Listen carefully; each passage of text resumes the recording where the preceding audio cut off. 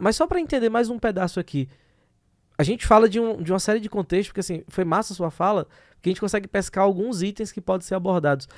Eu tenho uma capital que é o Rio de Janeiro, isso é um fato, e eu tenho um Dom Pedro que está em São Paulo. O Brasil, ele tá um paiol, um barril de pólvora, né, nesse sentido. Como é que se deu esse processo? E aí eu já queria emendar uma outra coisa. O Brasil é dividido em províncias. Se eu pego, por exemplo, a gente falando de bandeira, né? E a bandeira que nós temos é a bandeira republicana, mas a bandeira do Império, e aí aquela coisa, olha, eu tava pensando como a gente aprende na escola, né? É nossas matas, é o nosso ouro. Quando, na verdade, eu tenho vários símbolos ali, do verde de Bragança e o amarelo de Habsburgo, e a coroa imperial. Dentro daquela coroa tem várias estrelas que representam as províncias.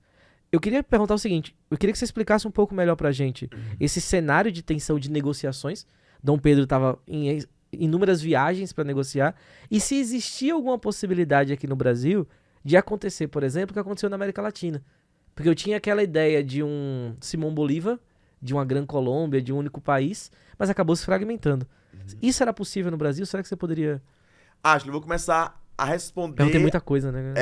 A segunda pergunta logo, porque também é muito interessante. Olhe, apesar da gente fazer críticas hoje a Dom Pedro I, mas foi ele, com seu autoritarismo, que conseguiu sufocar algumas rebeliões que estavam acontecendo após o Grito do Ipiranga.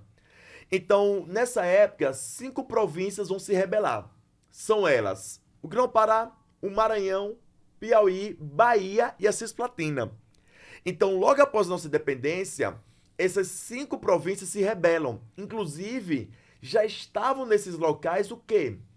Soldados portugueses, que esses soldados portugueses comungavam das mesmas ideias das cortes portuguesas. Naquela época, é claro, óbvio que Portugal não queria que sua galinha... deixa eu ver esse ditado popular. A sua galinha dos ovos de ouro não perdesse. Era uma das últimas colônias que Portugal possuía. Então, Portugal não queria perder. E aí essas 5 províncias vão se rebelar. Então, por pouco, Ashley, por pouco, a gente não se fragmentou. Assim, Ashley, seria um dos poucos pontos que eu exaltaria de Dom Pedro I. Ele conseguiu sufocar essas rebeliões. Ele convocou o exército. Tá, vamos lá. Que exército se o Brasil era um país recém-formado? Questão de dias ali. Então, a gente não tem exército. Então, a gente vai, inclusive, contratar, naquela época, mercenários, para esses mercenários sufocar essas rebeliões. Então, nessas 5 províncias, essas rebeliões, inclusive, vamos puxar a sardinha aqui pra gente. Se você perceber, essas 5 províncias são o quê? São, inclusive, do Nordeste. Então, o nordestino tem esse sangue aí arretado. Então, o Nordeste lutou antes para o nosso processo de independência e lutou pós. Então, nessa época, essas províncias, Dom Pedro I conseguiu acabar com as rebeliões. Então, naquela época, essas 5 províncias tinham muitos portugueses que comungavam das mesmas ideias de Portugal. E o que é que Portugal queria? Não queria perder o Brasil. Não é à toa que naquela época, olha que absurdo na nossa história, esse absurdo é agora.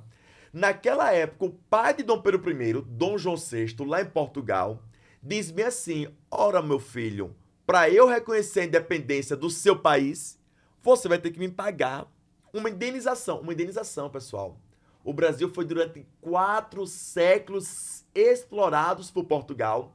E Portugal ainda queria que a gente pagasse a indenização para eles aceitarem a nossa independência. Isso é um absurdo. Largar o osso, né? Diga, para largar o osso. Então é um absurdo. A nossa história, ela chega a ser cômica. De tantos absurdos. E aí a gente, naquela época, para falar a verdade, a gente paga ainda esses 2 milhões de libras esterlinas. Então, né, falando hoje, não seria tanto dinheiro, mas naquela época era muito dinheiro. E lembre-se, o Brasil era um país recém-formado. Nós não tínhamos caixa. É importante frisar, inclusive, para muitos é curiosidade, que Dom João VI, quando volta para Portugal em 1820, ele leva todo o ouro do Banco do Brasil. Ele quebra o Banco do Brasil, ele rouba. O Brasil foi saqueado por muito tempo pelos colonizadores. Na nossa dependência, nós somos saqueados. Para aceitar nossa dependência, é exigido 2 milhões. E até hoje a gente é saqueado pela corrupção que existe no Brasil. Então, Ashley, é essa a história do Brasil. É uma história que a gente, assim, de vez a gente comemorar, a gente tem muito para falar a verdade e para lutar. Então, a gente tem muitas reflexões, para falar a verdade, a fazer. Então, um bicentenário não deveria ser como foi ontem uma parada militar, e sim um momento de muita reflexão, que a gente tem muito ainda a lutar. Então é isso, Ashley. Então a gente quase virou a América Latina, mas Dom Pedro I conseguiu segurar a onda e não a gente ficar todo fragmentado. Então é uma consequência positiva, essa independência. O Dom Pedro I consegue fazer com que a gente mantenha-se unido. Não é à toa que a gente é o 5º maior país do mundo em dimensão territorial.